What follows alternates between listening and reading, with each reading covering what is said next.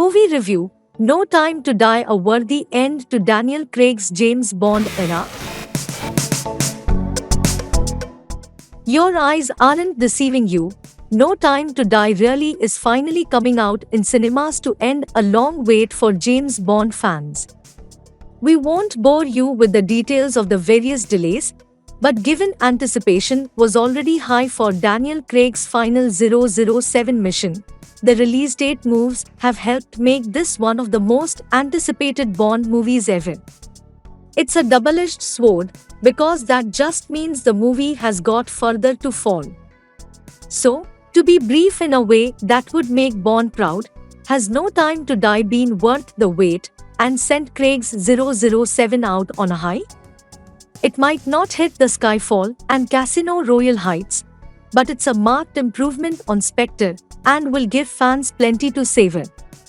If that's enough for you to make your mind up whether to see it when it lands in UK cinemas this Thursday, 30th September, then stop reading now. But if you need a bit more, we are here to help, and we will keep this all spoiler-free, so fear not, you are safe here. What's impressive is that, despite the near 2-year delay and numerous trailers, No Time to Die is still relatively shrouded in secrecy as it hits cinemas.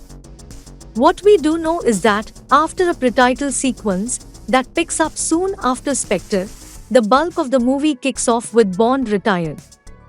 It's been 5 years since he left active service. But just like Michael Corleone, he is pulled back in when Felix Leiter, Jeffrey Wright, shows up in Jamaica asking for his help. As to be expected with a Bond movie, the mission to rescue a kidnapped scientist turns out to be more dangerous than expected. And soon, Bond is faced with a mysterious villain who holds deadly new technology. That's about all we can say, really, without venturing into potential spoiler territory. Depending on how much you have read about the movie, some elements won't be a major surprise, such as Nomi's, Lashana Lynch, position in MI6, but we can guarantee you don't know everything about it. While the plot might sound like a standalone Bond saves the world mission, No Time to Die is closely linked to the other outings in Craig's 007 era. Fortunately, it's freed of the retcons that weighed down Spectre, and really, you could probably understand it without fresh knowledge of the other movies. It will be a richer experience if you did know them, yet isn't inaccessible to potential newcomers. The weighty 163-minute runtime did have us worried that Craig's final outing would get bogged down in exposition, yet it proves not to be the case.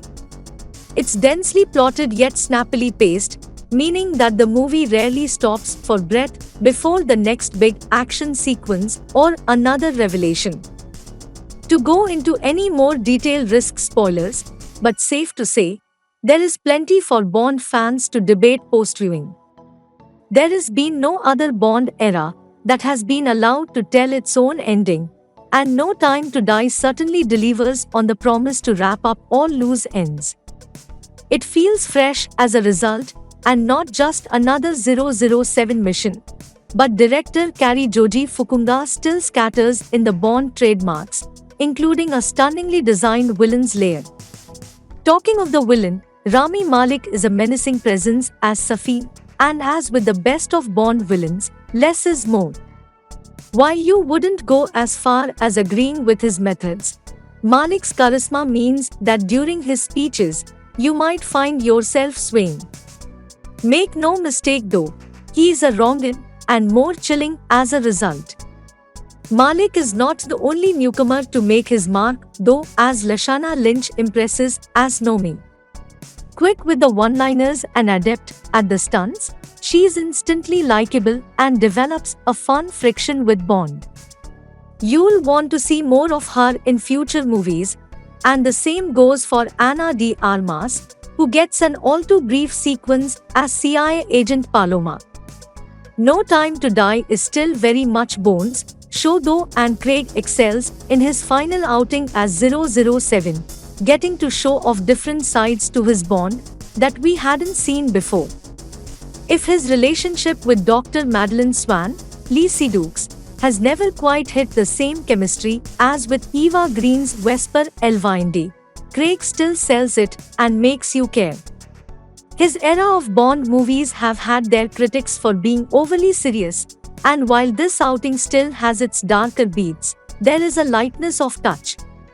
Whether it's delivering a classic Bond quip or a funny dinner sequence with Q, Ben Whishaw, and Moneypenny, Naomi Harris, it's clear that Craig knows and loves this character, and that shines through.